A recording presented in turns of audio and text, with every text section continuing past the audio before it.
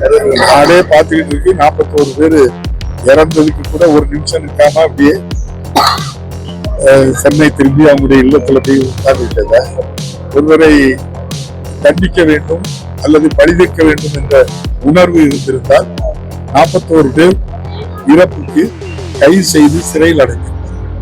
ஒருபோதும் நம்முடைய மாண்புமிகு முதல்வர் அவர்கள் அப்படிப்பட்ட செயல்களில் அற்பமாக சிந்திக்கின்றவர்கள் அல்ல. அவர் சொன்ன வார்த்தை உலகமே போற்றுகிறது. ஓடி ஒழிச்சவங்க அந்த தலைவர் முன்னிலையில அங்க இருக்கவங்க கிட்ட நானும் ரவுடி தாண்டி சொல்லி வடிவேல் சொன்ன மாதிரி சொல்லியிருப்பாங்க. அதெல்லாம் பெரிய விஷயம்.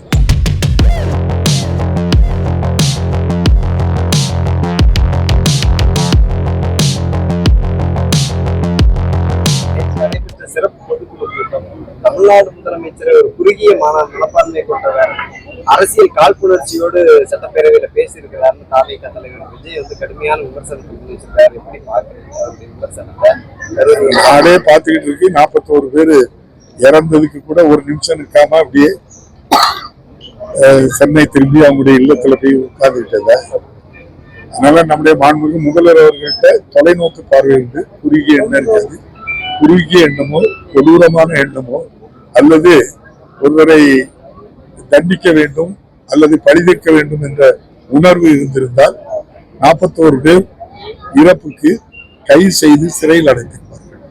ஒருபோதும் நம்முடைய மாண்புமிகு முதல்வர் அவர்கள் அப்படிப்பட்ட செயல்களில் அற்பமாக சிந்திக்கின்றவர்கள் அல்ல.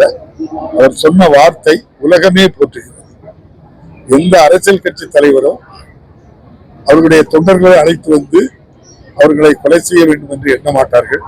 அந்த அடிப்படையில் தான் நான் விஜயை பார்க்கிறேன் என்று எவ்வளவு பெருந்தன்மையான வார்த்தையை சொல்லி அரசு என்ன கடமை செய்யணுமோ இரவு தூங்காமல் அந்த பாதிக்கப்பட்ட பல 100 பேர்களுக்கு மருத்துவமனையில் நல்ல சிகிச்சை கொடுத்து இறந்தவர்களுடைய உடலுக்கு மரியாதை செலுத்தி குடும்பத்துக்கு நிதி ஆதாரமும் கொடுத்து உலக அளவில் இந்த விஜய் பிரச்சனை நம்முடைய 41 பேர் இறந்த சம்பவத்தில் மாண்புமிகு தமிழக முதல்வர் நடந்து கொண்ட முறையை உலகமே பாராட்டுகின்றது.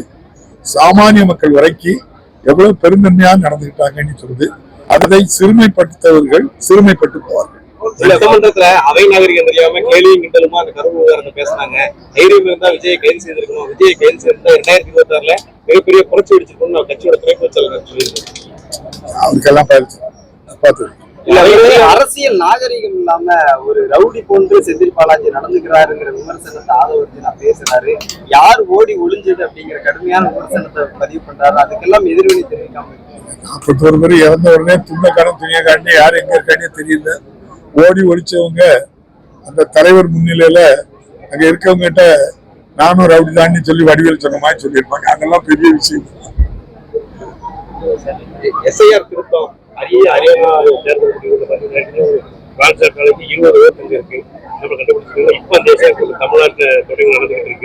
சிறப்பு வாக்காளர் தீவிர திருத்தம் என்ற முறையில் நம்முடைய தேர்தல் ஆணையம் சரியான முறையில் நடைபெறவில்லை.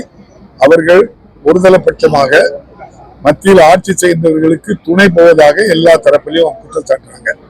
ஒரே ஒரு கேள்வி உங்க மூலமா நான் சொல்றேன். எஸ்ஐஆர் அந்த திருத்த பணிகள்ல யாருக்கும் பயமும் இல்லை, ஒண்ணும் இல்லை. நான் ஏற்கனவே பல முறை வாக்களிச்சிருக்கேன். எனக்கு வாக்காளர் இருக்கு. நான் எதுக்கு புதிய படிவம் எழுதி கொடுத்து என் வாக்கு நான் சேர்க்கணும்? நீ கேளுங்க. நான் ஜனநாயக நாட்டுல எனக்கு எல்லா உரிமையும் இருக்கு. எனக்கு நான் அடிப்படை உரிமை உள்ளவன். இந்திய அரசியலமைப்பு சட்டப்படி எனக்கு எல்லா உரிமையும் இருக்கு. எனக்கு வாக்களிக்கக்கூடிய உரிமை தந்து பல ஆண்டுகள் ஆகிவிட்டன. பல தேர்தல்கள்ல நான் நிறைய வாக்களிச்சாச்சு. இப்ப நீ புதுசாதான் நீ வாக்காளரா சேர்க்கு அப்படின்னு சொல்றதுக்கு யாருக்கு உரிமை இருக்குங்க? உச்ச நீதிமன்றத்துல நான் நினைக்கிறது, ஒரு வாக்காளர் போய் நான் எதுக்கு உங்ககிட்ட புதுசா சேரணும், என்னைய எதுக்கு அவமானப்படுத்துறீங்க, நீங்க வழக்கு போடணும், நல்ல தீர்ப்பு கிடைக்குன்னு நம்புறேன்.